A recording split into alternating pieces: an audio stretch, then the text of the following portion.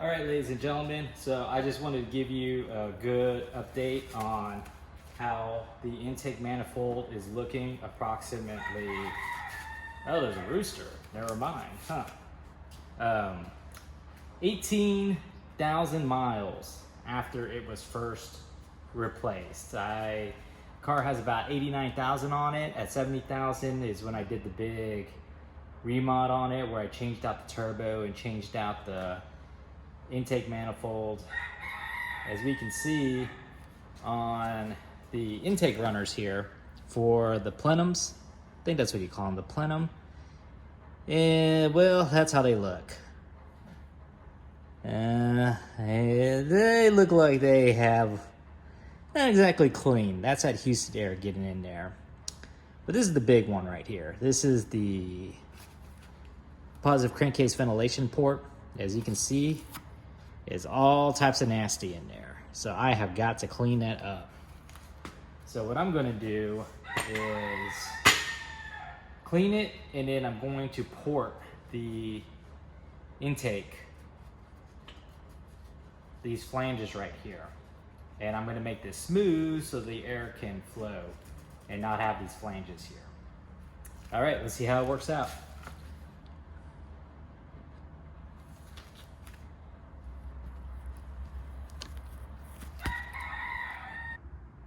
All right, ladies and gentlemen, what I have here is a 1.4 liter, and I'm going to attempt to port out the intake runners here.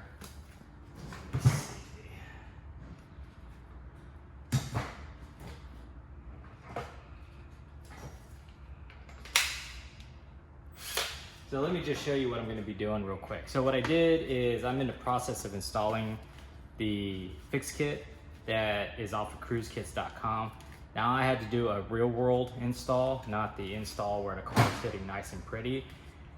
A quick note, the fix kit I think is designed for the GM intake manifold, whereas this is the dormant intake manifold. So it's very hard.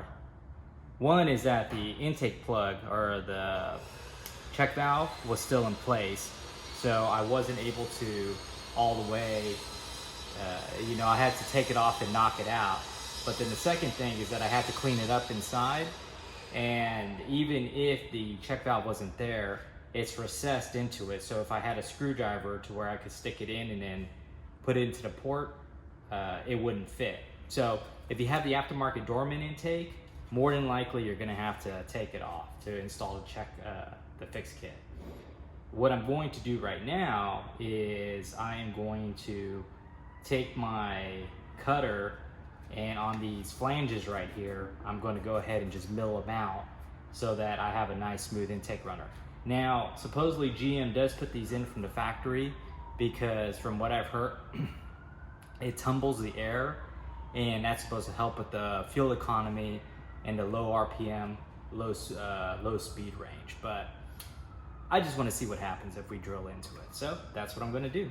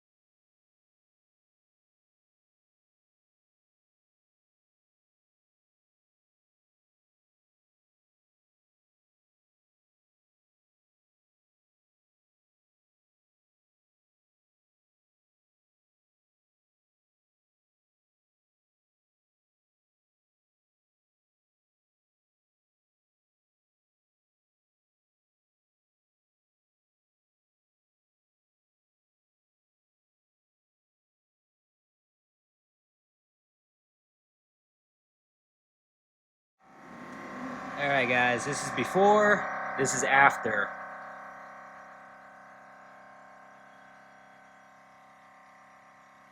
Still a little bit more to go on that one, but not really. I think that's just the design of the intake plenum. And then I got these two to go.